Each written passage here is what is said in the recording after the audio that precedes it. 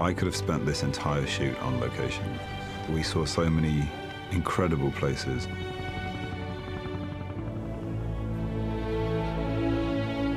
I know I'm a Kiwi, but I have to say I cannot imagine making these films anywhere but this country. Amazing. Wherever we went, it was an extraordinary experience. And here we were making a film. Go, go, go! A New Zealand film, The Hobbit.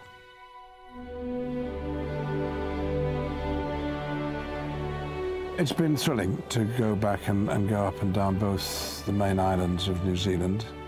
And we began in Hobbiton.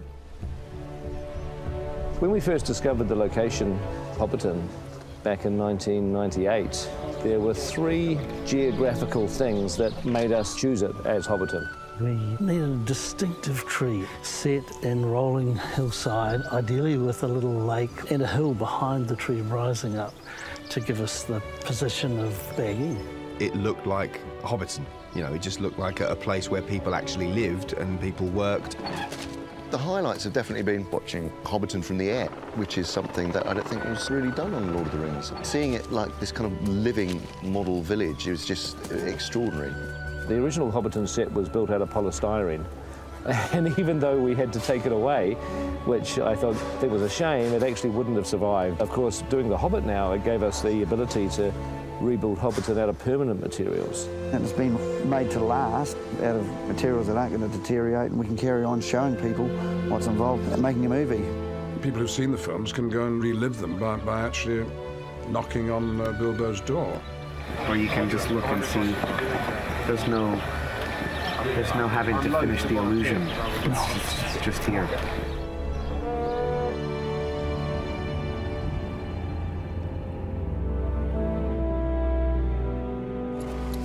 Camp here for the night. Billy, Killy, look after the ponies.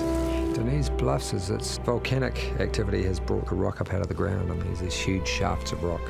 It looked like something from Jurassic Park. You can't do any helicopter shots coming over from the back because it's behind it's just ply it's just and scaffold.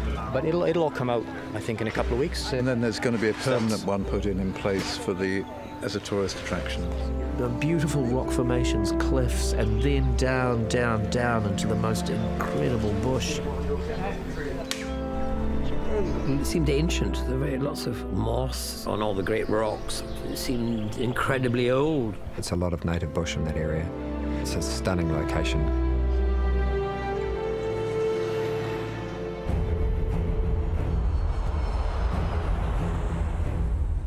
In this area, which is the Twizel area, we managed to get a bunch of shots up on a hill above Lake Pukaki. It was a beautiful vista, like it was long, wheaten-coloured kind of grass, and we'd be running through it and being chased by wargs. The landscape is really interesting geographically. We're being chased by these terrible monsters.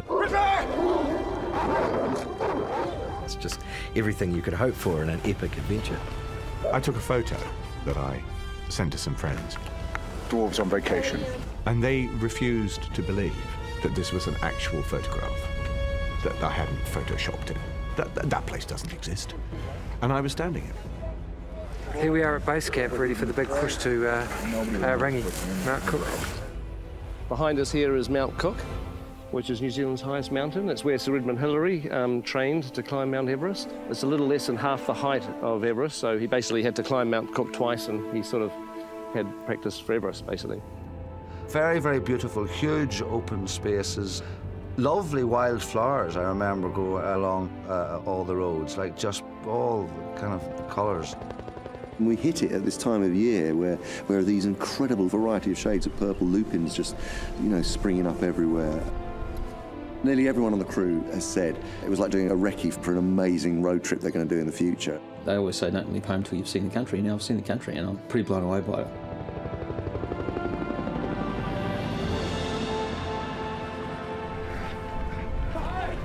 So, Strathtyre, central Otago, a pretty remote location. We wanted to use this location primarily because it's a chase through the rocks, wargs, after the dwarves. So I love the idea of doing a chase that was that spread out over a huge landscape.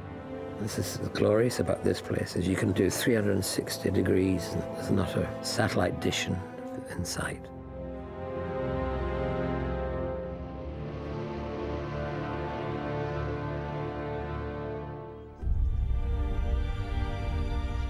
You know, when we all went to Queenstown, I'd never been there before, and it was just astonishing. I mean, a beautiful jewel, really at the bottom of the world.